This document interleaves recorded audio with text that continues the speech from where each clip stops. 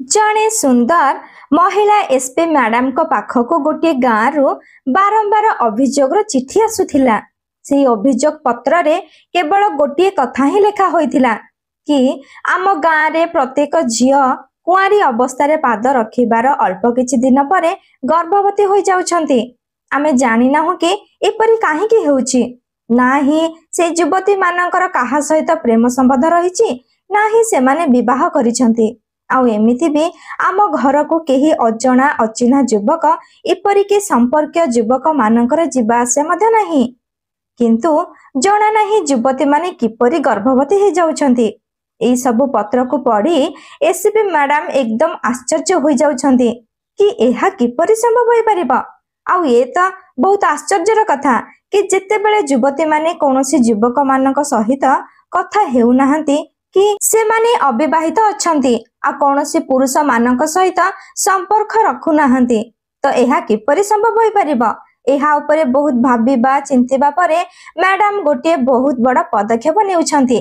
Madam से गाँव को जाई एही विषय रे बहुत भलरे जांच करूछंती कि प्रकृत रे केमिति युवती माने गर्भवती हेउथिले।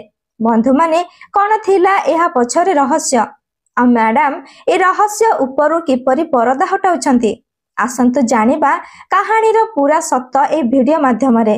किंतु वीडियो रा आग को बढ़िबा पूर्वरु मोर आपण समस्त को गोटे छोट निवेदन कि कहानी टी भल लागिथिले वीडियो को लाइक शेयर करबा सहित मो चैनल को टिके सब्सक्राइब मध्य करिदेबे। बंधु माने आजिर ए सत्य कहानी मु आपण समस्त को सुनेबा को जाउछि। एई कहानी टी बहुत इंटरेस्टिंग अछि। आपण जदि ए कहानी टी को आरंभ रु शेष पर्यंत सुनिबे तो बहुत चिंतार पड़ी जिबे। भाबिबा पई बाध्य हेबे कि प्रकृत रे एहा किपरि होई परिबा। कुआरी युवती माने बिना को प्रेमी कि बिना स्वामी रे किपरि गर्भवती होतिले।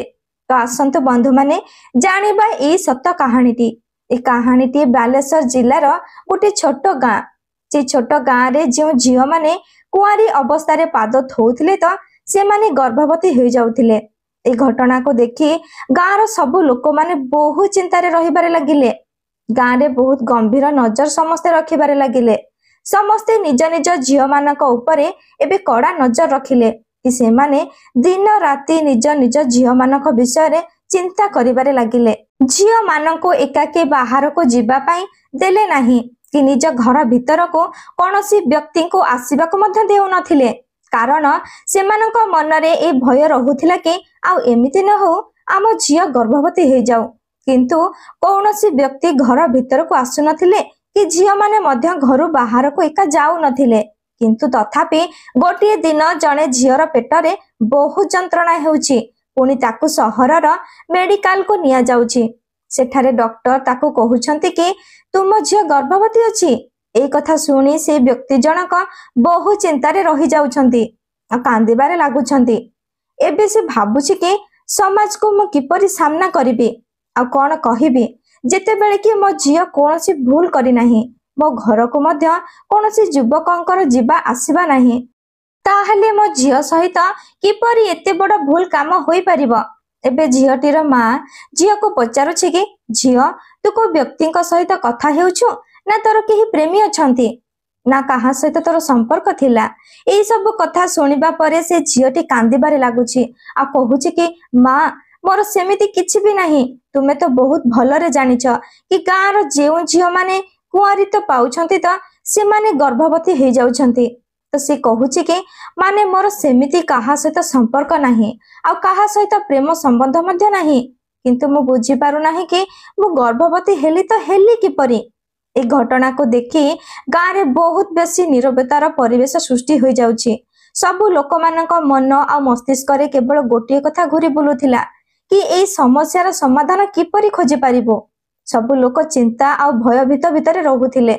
सबु लोक संध्या 8टा समय हेले समस्ते निज निज घरर द्वार आ झरका कबाट बंद करी रहिबारे लागिले। निज झियो मानक उपरे कड़ा नजर रखिले। किंतु या परे मध्य सेमानकर जेउ कथा को डर रहुथिला सेई सब कथा सेमानक झियो मानक सहित हो जाउथिला। तो सेतेबेले श्याम सिंह निज झियर अभियोग पत्र निज हाथ रे धरी सहर रे जेउ महिला एसपी मैडम रहुथिले जहांक ना थिला रेणुका सामंतराय तांको पाखरे जाई पहुंची जाउछि। सेठारे कांदी कांदी हाथ जोड़ी कहूछि कि मैडम मु बहुत चिंता रे अछि। केवल मु नुहे आमर पूरा गाँ बहुत व्यस्त और चिंता भितरे अछु। कारण आम गाँ रो कुआरी झियो माने गर्भवती होई जाउछंती। सबु लोक ए घटना को नहीं बहु चिंता रे अछंती। सबु लोक निज निज झियो मानक उपरे कड़ा नजर रखुछंती। केतेबेले मध्य झियो मानक एकाकी बाहर को जीवाकू देउनाहंती। जेतेबेले झियो माने सोउछंती त आमे सेमानक दुई पाखरे दौड़िया खट पकाई सोउछु। किंतु जना नाही तथापि आम झियो माने किपरि गर्भवती होई जाउछंती। ए कथा सुनी महिला एसपी बहुत भावना रही जाउछंती। एई कथा को नेई तांकर हस जेतिके आसुची राग मध्य ठीक सेतिके आसुची। तो से कहउछंती कि कोन तुमे पागल होई जाउछ ना कोन? भला कोउ झियो बिना संपर्क रे किपरि गर्भवती होई परिबा? तुमे बोकामी कथा गुड़िक काहे कहउछ? निश्चय तुम झियो को पुओ सहित चक्कर चलैथिबा। एबे श्याम सिंह मैडम को आगरे हाथ जोड़ुची आ कहूची कि मैडम ए घटना रे केवल मो झियो नुहे बरम गाँ रो बहु झियो एमिति अछंती कि जेउ माने कुआरी बयस रे पाद रखुछंती त निजे ही गर्भवती होई जाउछंती। ए कथा बिल्कुल सत। केवल मो झियो नुहे गाँ रो 15 रु 16 झियो एपरि थिबे जेउ माने कि बिना बाहागर रे गर्भवती होई जाउछंती। एई कथा जेतेबेले एसपी मैडम सुनुछंती त बहु चिंता रे रही जाउछंती आ भाबिबा पई बाध्य होई जाउछंती कि प्रकृत रे एमिति केमिति होई परिबो। तेनु से पाख अंचलर थाना को फोन करूछंती। थानार एसएचओ को कहउछंती कि तुमे सेई गाँ को जाई ए घटना विषय रे इनक्वारी कर। सेठाकार सब तथ्य संग्रह कर। प्रकृत रे जेउ झियो माने गर्भवती हेउछंती सेमानकर को प्रेमित नाहंती कि सेमानकर काहा सहित संपर्क त नाही। एसएचओ सार पुलिस वालांक सहित गाँ को जाउछंती आउ इनक्वारी करूछंती त सबु लोक एकाठी होई जाउछंती आ पुलिस मानक सम्मुख रे निज निजर कथा कहउछंती आ कहउछंती कि सार जदि गोटिए झियर कथा होइथांता त आमे मानि नै थांतु कि आम झियो भूल अछि बोली। किंतु आमर जेउ झियो कुआरी रे पाद थौछंती त तार किछि दिन परे सेमानक पेटरे जंत्रणा हेउछि आ आमे सेमानक मेडिकल नै जाउछु आ चेकअप कराउछु त से गर्भवती बाहरुछि। जदि जणे होइथांता त आमे मानि नै थांतु। किंतु गाँ रो इति सारा झियोंकर प्रेम संपर्क किपरि होई परिबो? पुणी आमे तो कड़ा नजर रखुछु आ दिन राति नजर रखुछु आ केतेबेले भी घरु एकाकी बाहर को जिबा पई देउनाहु। जेतेबेले राति रे सोउछंती त चारिपटु आमे तांको घेरी सोउछु। केही आम घर को जिबा आस्या मध्य करूनाहांती। ए घटना परठारु आम गाँ रे एमिति परिवेश सृष्टि होईछि जे नाही आमे काहा घर को जाई पारुछु नाही काहा को आम घर को डाकुछु। केवल एही कारण पई आम समस्तंक मन रे डर रहुछि। पुलिस माने ए सब कथा सुनी हैरान रे पड़ी जाउछंती। एबे पुलिस माने सेठारु फेरी जाउछंती आ एसपी रेणु सामंतराय को कहउछंती कि आमे मध्य ए घटना विषय सब सुनी आश्चर्य अछु कि गाँ रो सब लोक एकाठी होई आम पाखको आसीथिले आ कहिबारे लागिले कि आमे आम झियो मानक ऊपर बहुत बेसी कटकणा रखिछु आ सब झियो मानकर अन्य काहा सहित प्रेम संबंध मध्य नाही।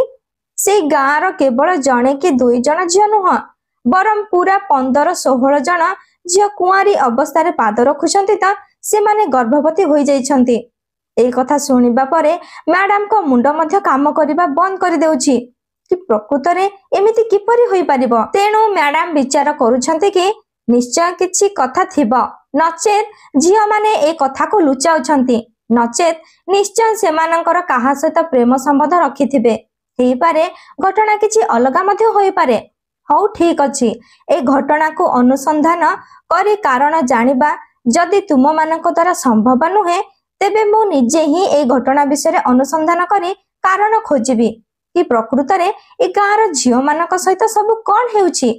या परे मैडम निजर बेश को पूरा बदलाई देउछंती। कांधरे गोटे छिंटा बैग टे टांगी देउछंती आ एपरी पोशाक पिंधुछंती जेमिति कि लागुछि क्यों भिकारुणी। पुणी से गाँ भीतर को जाउछंती आ सारा दिन गाँ भीतर बुलुछंती आ जेमिति ही संध्या समय हेउछि त से व्यक्तिंकर घर सामने रे जाई पहुंची जाउछंती ଯେଉଁ ବ୍ୟକ୍ତି ତାଙ୍କ ପାଖକୁ ଅଭିଯୋଗ ପତ୍ର ଆଣି ଆସିଥିଲେ। ତ ମ୍ୟାଡାମ ତାଙ୍କୁ କହୁଛନ୍ତି କି ଭାଇ ବହୁତ ରାତି ହୋଇଗଲାଣି, ମୁଁ ମୋ ଘରକୁ ଯାଇପାରିନି, ସେଥିପାଇଁ ଆପଣ ଆଜି ଗୋଟିଏ ରାତି ଏଇଠାରେ ରହିବା ପାଇଁ ମୋତେ ଅନୁମତି ଦିଅନ୍ତୁ। ଏବେ ଶ୍ୟାମ ସିଂ କହୁଛି କି ଛାଡ଼, କିଛି କଥା ନାହିଁ, ତୁମେ ତ ଜଣେ ମହିଳା, ଆଉ ଯଦି କେହି ପୁରୁଷ ଲୋକ ହୋଇଥାନ୍ତେ ତ ମୁଁ କଦାପି ତାଙ୍କୁ ଏଇଠାରେ ରହିବାକୁ ଦେଇନଥାନ୍ତି। ତ ସେ କହୁଛନ୍ତି କି କିଛି କଥା ନାହିଁ, ମୁଁ ତ ଆପଣଙ୍କ ଝିଅ ସମାନ, ମୋତେ ଆପଣଙ୍କର ଡରିବାର କିଛି ଆବଶ୍ୟକ ନାହିଁ। ଶ୍ୟାମ ସିଂ ସେ ଭିକାରୁଣୀ ପାଇଁ ନିଜ ଘରେ ଗୋଟିଏ ଦୌଡ଼ିଆ ଖଟ ଉପରେ ବିଛଣା ଲଗେଇ ଦେଉଛନ୍ତି ଆଉ କହୁଛନ୍ତି କି ତୁମେ ଏଇଠାରେ ଶୋଇ ରୁହ, ଆଉ ତୁମର ଯାହା କିଛି ବି ଖାଇବାର ଅଛି ମୁଁ ଏଇଠାରେ ଦେଇ ଦଉଛି। ଶ୍ୟାମ ସିଂ ଘର ଭିତରକୁ ଯାଇ ଖାଇବା ଆଣୁଛନ୍ତି ଆଉ ମ୍ୟାଡାମ ମାନେ ଭିକାରୁଣୀ ଖାଇବା ଖାଇସାରିବା ପରେ ଗେଟ୍ ପାଖରେ ଖଟ ଉପରେ ଶୋଉଛନ୍ତି। ଶ୍ୟାମ ସିଂ ନିଜ ଝିଅମାନଙ୍କୁ ନେଇ ଘର ଭିତରେ ଶୋଇ ଯାଉଛନ୍ତି। ସବୁ ଲୋକ ଯେତେବେଳେ ଶୋଇ ଯାଉଛନ୍ତି ଆଉ ରାତି 12ଟା ହୋଇଯାଉଛି ତ ମ୍ୟାଡାମ ଚୁପଚାପ ସେଇ ଘର ଭିତରୁ ବାହାରକୁ ବାହାରି ଗଳିରେ ବୁଲିବାରେ ଲାଗୁଛନ୍ତି ଆଉ ଦେଖୁଛନ୍ତି କି ରାତି ସମୟରେ କୋଉ ବ୍ୟକ୍ତି ତ ୟାଙ୍କ ଘରେ ପଶି ଯାଉନାହାନ୍ତି। ତ ସେ ଏହିପରି ଗଳିରେ ବୁଲୁଥିଲେ। ଠିକ୍ ସେଇ ସମୟରେ ଗାଁ ଠାରୁ ଟିକେ ଦୂରରେ ଗୋଟିଏ ଭଙ୍ଗା ଘର ଥିଲା। ଭଙ୍ଗା ଘରଟି ଖାଲି ପଡ଼ିଥିଲା, କାହାର ବି ଯିବା ଆସିବା ନଥିଲା। ମ୍ୟାଡାମ ଦେଖୁଛନ୍ତି କି ସେ ଭଙ୍ଗା ଘର ଭିତରୁ 2 ଜଣ ବ୍ୟକ୍ତି ଆସୁଛନ୍ତି, ଯେଉଁମାନଙ୍କର କି ହାତ ଗୋଡ଼ ଠିକ୍ ସେ ସିଧା ପଡୁନଥିଲା। ସେମାନେ ବହୁତ ମଦ ପିଇଥିଲେ। ସେମାନେ ଝୁଲି ଝୁଲି ଗଳି ଭିତରକୁ ଆସିବାରେ ଲାଗିଲେ। ଠିକ୍ ଯେତେବେଳେ ଏସପି ମ୍ୟାଡାମ ସେମାନଙ୍କୁ ଦେଖି ଗୋଟିଏ ସାଇଡରେ ରହିଯାଉଛନ୍ତି ଆଉ ଗୋଟେ କାନ୍ଥ ପଛପଟେ ଲୁଚି ରହୁଛନ୍ତି। ତ ସେ ଏବେ ଦେଖୁଛନ୍ତି କି ଜଣେ ବ୍ୟକ୍ତି କାନ୍ଥ ଡେଇଁ ଘର ଭିତରକୁ ଚାଲି ଯାଉଛି ଆଉ ଘରର ମେନ୍ ଗେଟ୍କୁ ଖୋଲି ଦେଉଛି। ଆଉ ଠିକ୍ ସେଇ ସମୟରେ ଅନ୍ୟ ବ୍ୟକ୍ତି ଜଣଙ୍କ ମଧ୍ୟ ଘର ଭିତରକୁ ଚାଲି ଯାଉଛି। ପୁଣି ତାପରେ ପାଖାପାଖି ଅଧଘଣ୍ଟା ପରେ ସେ ଘର ଭିତରୁ ସେମାନେ ଆସୁଛନ୍ତି। ତ ମ୍ୟାଡାମ ନିଜର ବନ୍ଧୁକ ବାହାର କରି ସେମାନଙ୍କ ଆଡ଼କୁ ଦେଖାଉଛନ୍ତି ଆଉ ବଡ଼ ପାଟିରେ କହୁଛନ୍ତି କି ତୁମ ଭିତରୁ ଯଦି କେହି ଟିକେ ବି ହଲିବାକୁ ଚେଷ୍ଟା କରିଛ ତ ମୁଁ ଏବେ ସାଙ୍ଗେ ସାଙ୍ଗେ ଗୁଳି କରିଦେବି। ସେଥିପାଇଁ ଚୁପଚାପ ଛିଡ଼ା ହୋଇ ମୋତେ କୁହ କି ତୁମେ 2 ଜଣ କାହିଁକି ଏ ଘର ଭିତରକୁ ଯାଇଥିଲ? ଏ କଥା ଶୁଣି ସେ ବ୍ୟକ୍ତି 2 ଜଣ ଡରି ଯାଉଛନ୍ତି, କିନ୍ତୁ ସେମାନେ ଯେମିତି ଦେଖୁଛନ୍ତି କି ଏ ତ ଜଣେ ଭିକାରୁଣୀ, ତ ସେମାନେ ଭାବୁଛନ୍ତି କି ଏ ଭିକାରୁଣୀ ପାଖକୁ ବନ୍ଧୁକ କେଉଁଠାରୁ ଆସିଲା ଆଉ କହୁଛନ୍ତି କି ତୁ ବି ହଟିଯା, ନଚେତ୍ ଆମେ ତତେ ବି ଗୁଳି କରିଦେବୁ। ସେମାନଙ୍କ ପାଖରେ କୌଣସି ଅସ୍ତ୍ର ନଥିଲା, ତଥାପି ସେମାନେ ଚାଲାକି କରି ମ୍ୟାଡାମକୁ ଧମକ ଦେଉଥିଲେ। ତ ମ୍ୟାଡାମ ତାଙ୍କୁ ଡରାଇବା ପାଇଁ ପବନରେ ଗୋଟିଏ ଗୁଳି କରୁଛନ୍ତି। ଏବେ ସେ 2 ବ୍ୟକ୍ତି ବନ୍ଧୁକ ଗୁଳିର ଶବ୍ଦ ଶୁଣି ଡରି ଯାଉଛନ୍ତି ଆଉ ସେଇ ସ୍ଥାନରେ ହିଁ ଅଟକି ଯାଉଛନ୍ତି।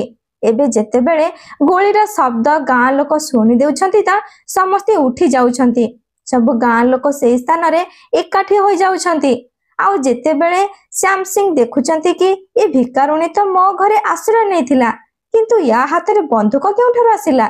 ତ ସେ ଗାଁ ବାଲାଙ୍କୁ କହୁଛି କି ଏଇ ଲୋକମାନଙ୍କୁ ଧର। ଗାଁ ଲୋକ ସମସ୍ତେ ଏକାଠି ହୋଇ ବ୍ୟକ୍ତି 2 ଜଣଙ୍କୁ ଧରି ନେଉଛନ୍ତି।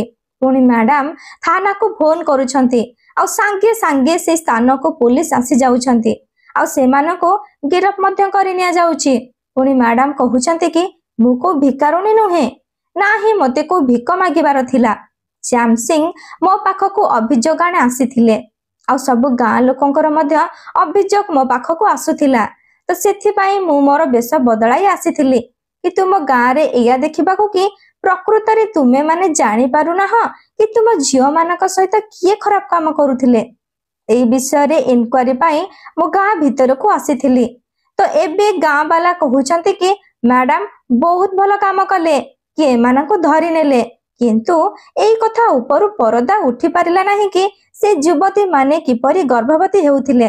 ସବୁ ପୋଲିସ ବାଲା ତାଙ୍କୁ ଥାନା ନେଇ ଯାଉଛନ୍ତି ଆଉ ସେମାନଙ୍କୁ ପଚରାଉଚରା କରୁଛନ୍ତି। ପ୍ରଥମେ ତ ସେମାନେ କିଛି କହୁନାହାନ୍ତି। ଯେତେବେଳେ ପୋଲିସ ମାନେ ନିଜ ତରିକାରେ ପଚାରୁଛନ୍ତି ଆଉ କହୁଛନ୍ତି କି ତୁମେ 2 ଜଣ ପ୍ରଥମେ କୁହ କି ରାତି 12ଟାରେ ସେ ଘର ଭିତରକୁ କାହିଁକି ପ୍ରବେଶ କରିଥିଲ? ସେମାନେ ପୋଲିସର ମାଡ଼ ଖାଇ ଡରି ଯାଇଥିଲେ।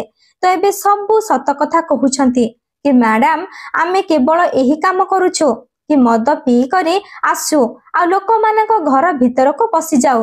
ଯେଉଁ ଘରେ ଆମେ କୁଆଁରୀ ଝିଅଙ୍କୁ ଦିନ ସମୟରେ ଦେଖୁ तापरे राति समय तांको घर भितर को पशि जाऊ आउ सेई लोक माने निज मझिरे झियो मानकु सुआउथिले। तथापि आमे से झियो आउ तांकर परिवार लोकंक उपरे गोटे प्रकार स्प्रे मारी देऊ जेउ कारणरू समस्ते निदरे सोई जांती आउ काहाको किछि जणा पड़े नाही। आउ आमे से झियो को सेमानक मझिरु उठे आनी अलगा गोटे जगार सुआई दऊ आउ तापरे ता सहित खराब काम करू आउ तापरे तार पूर्व स्थान रे ताको सुआई दे घर भितरु बाहर को चली आसु। आमर एबे एहा नीतिदिन काम होई जाईछि। आज एई घर तो काली आउ गोटे घरे पशु आउ एई कारणरू ए झियो माने गर्भवती होई जांती। एबे एई कथा जेते बेले एसपी मैडम सुनुछंती तो मुंडरे हाथ दे देउछंती आउ भाबुछंती कि एई लोक माने केते झियोंक सहित चालाकी रे एमिति खराब काम करि सारिछंती किंतु काहाको मध्य जणा नाही। एबे बहुत टेंशन रे रहि जाउछंती आउ श्याम सिंह को डाकी कहउछंती कि तुमे तो कहूथिला कि आम झियो मानक सहित कोनोसी पुरुष लोक संपर्क रखि नाहंती तो एई व्यक्ति दुई जन को पचार ए माने तुम झियो मानक सहित खराब काम करंती कि नाही। से माने एबे सब कथा को मानि नेउछंती। पुणी मैडम से मानक विरोध रे केस करे से मानक जेल रे भर्ती कर दउछंती आ सब समस्यार समाधान करूछंती। एबे जेते बेले एई सब कथा पूरा गां रे जणा पड़ुछि त बहुत खुशी होई जाउछंती सब गां वाला लोक आ मैडम कर बहुत प्रशंसा मध्य करूछंती। आ मैडम एबे ए कथारो निश्चिंत होई जाउछंती कि एपरि तो आउ होई परिबो नाही। तो बंधु माने मैडम एही परि जणे भिखारीर बेश नै राति रे गां रे रही गां रो समस्या को समाधान गले। आपण समस्ते कोन कहिया पई चाहिबे मैडम रेणुका सामुतरायଙ୍କ विषय रे आ से दुई जण व्यक्तिଙ୍କ विषय रे कोन कहिबाकू चाहुछंती। आपण मानकर जहा किछि भी राय अछि कमेंट करी मते निश्चय जणाइबे। आ कहानी टी पसंद आसीथिले वीडियो को लाइक शेयर करबा सहित मो चैनल को सब्सक्राइब मध्य करि देबे। आ ई कहानी रे जदि मो द्वारा किछि त्रुटि थाए तेबे प्लीज मते क्षमा करि देबे। वर्तमान पई म रहुछि पुणी देखा हेबो एही परी आउ एक सुंदर कहानी माध्यम रे। जय जगन्नाथ।